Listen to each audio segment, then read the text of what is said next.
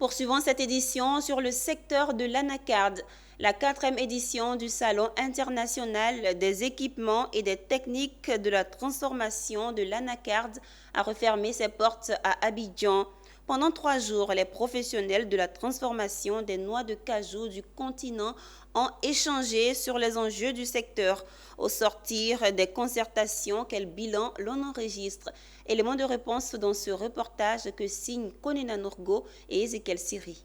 18 pays participants, plus de 13 000 visiteurs, des rencontres d'affaires, des ventes conclues sur l'achat d'équipements de transformation du cajou de dernière génération. C'est en substance le bilan dressé par le commissaire général du CIETA à l'occasion de la cérémonie de clôture de la 4e édition du Salon international des équipements et des technologies de transformation de l'anacarde, CIETA, tenu du 6 au 8 avril 2023 sur le thème « Contribution de l'industrie du cajou à la résilience des pays africains face aux défis économiques mondiaux ». Le CIETA 2023 a réuni au Palais de la Culture d'Abidjan-Treichville équipementiers, transformateurs et investisseurs.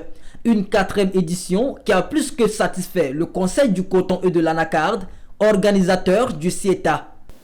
22 équipementiers, dont 11 entreprises nationales et 11 entreprises internationales, ont donc exposé des équipements. Sur ces 22, 15 ont présenté des équipements en grandeur nature et 7 ont présenté, donc sont intervenus à travers les multimédias.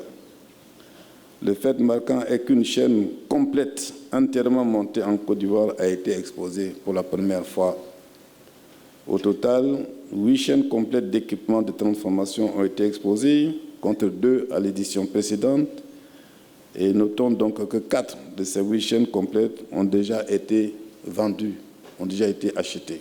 Comme vous le constatez, la 4e édition du CIETA tire à sa fin. Et je voudrais exprimer ma satisfaction et mon optimisme pour le secteur de la transformation de l'anacarde dans notre pays et sur le continent africain au regard de l'engouement constaté. Le CIETA se positionne aujourd'hui comme la plateforme privilégiée de partage des expériences en matière de transformation et surtout un moyen efficace d'échange sur les opportunités en matière d'équipement en Afrique.